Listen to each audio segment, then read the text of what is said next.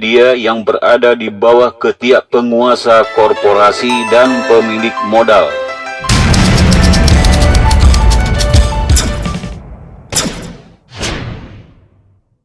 Tahun 2018 ditandai dengan hilangnya hampir keseluruhan dari peran vital media di Indonesia. Mereka terlanjur diberi gelar sebagai pengawal utama demokrasi. Media dengan riang gembira menjadi alat legitimasi berbagai kebijakan pemerintah. Di dalam beberapa kasus, bahkan menjadi bagian dari operasi kejam yang melancarkan delegitimasi kepada kaum oposisi. Media-media arus utama atau mainstream kebanyakan sudah menjadi alat penguasa. Mereka sangat galak dan rajin menggonggong kepada sekelompok oposisi dan masyarakat madani. Sebaliknya, mereka telah menjadi alat legitimasi untuk berbagai kebijakan pemerintah. Di dalam beberapa kasus, bahkan telah menjadi bagian dari operasi delegitimasi terhadap oposisi. Banyak fakta seputar ini. Yang paling kontroversial dan banyak dibicarakan adalah aksi sejumlah media arus utama yang menenggelamkan pemberitaan seputar reuni 212. Peristiwa ini bisa menjadi studi dan pembahasan yang menarik tentang eksistensi media di Indonesia saat ini. Fenomena ini menjadi menarik bagi para pakar dan pemerhati dunia jurnalistik. Hersubeno Arif membedah ini dari sudut kepemilikan media yang orientasinya telah berubah menjadi industri yang menghasilkan profit, serta menjadikannya sebagai alat bagi kepentingan bisnis di dalam korporasi sang pemiliknya. Secara garis besar, ada dua jenis media bila dilihat dari ide awal keberadaannya. Pertama, media yang dibangun oleh para wartawan dan kemudian secara bertahap berubah menjadi konglomerasi. Yang masuk ke dalam kelompok ini adalah Kompas, Jawa Pos, Suara Merdeka, dan Pikiran Rakyat. Kompas bahkan sudah tumbuh menjadi kerajaan bisnis raksasa. Mereka memiliki percetakan dan toko buku, perhotelan, rumah sakit, radio, televisi, sampai kepada lembaga pendidikan. Kedua, para pebisnis yang membangun konglomerasinya dengan menjadikan media sebagai target investasi yang multifungsi. Yang masuk ke dalam kelompok ini adalah MTEX, Indosiar, SCTV, Transcorp, yaitu Trans TV dan Trans 7, CNN, CNBC, Detikcom, dan CNN.com. Sementara Bakri adalah Antv, TV One. MNNC Group, yaitu RCTI, iNews, MNC, Radio Trijaya, Koran Sindo, dan Okezon.com. Sementara Media Group adalah Metro TV, Media Indonesia, dan Mahaka Media adalah Jak TV, Republika, dan sejumlah jaringan radio. Banyak yang bertanya mengapa media harus selalu bersikap kritis terhadap pemerintah.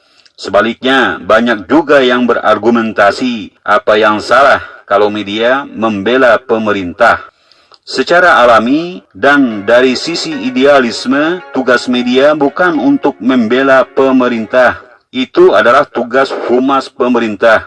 Di zaman Orde Baru, tugas itu dijalankan oleh Menteri Penerangan beserta seluruh elemennya.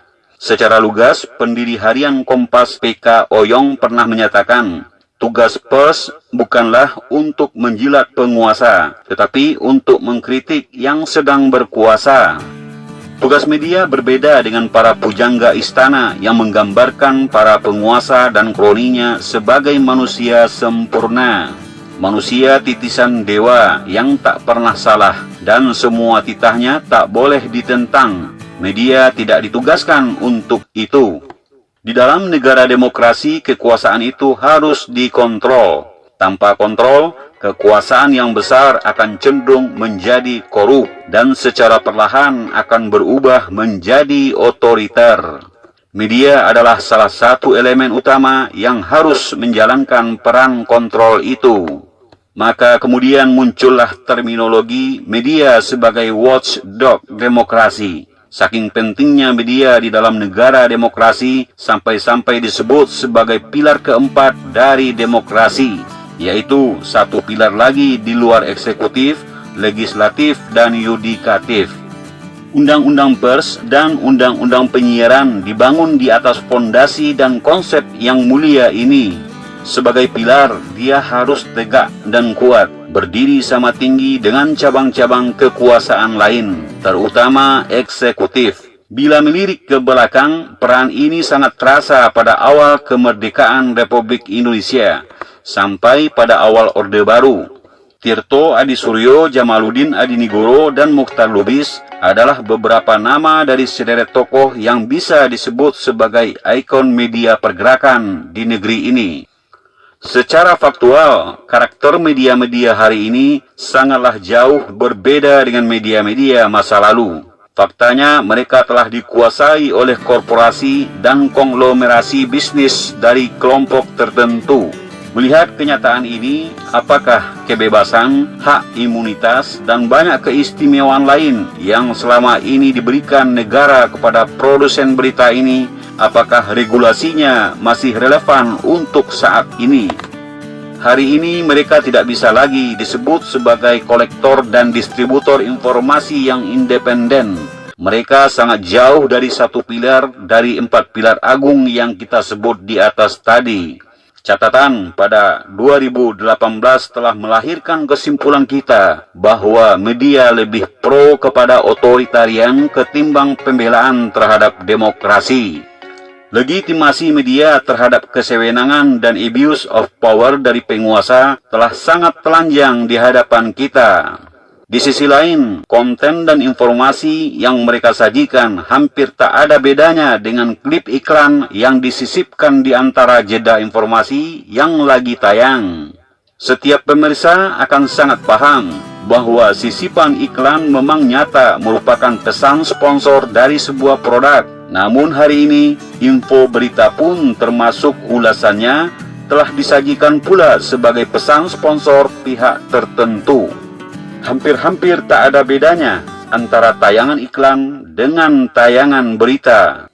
Publik sangat mudah membaca fakta ini. Akibatnya, sebagian ada yang sekedar mual, tetapi ada sebagian lain yang sampai muntah.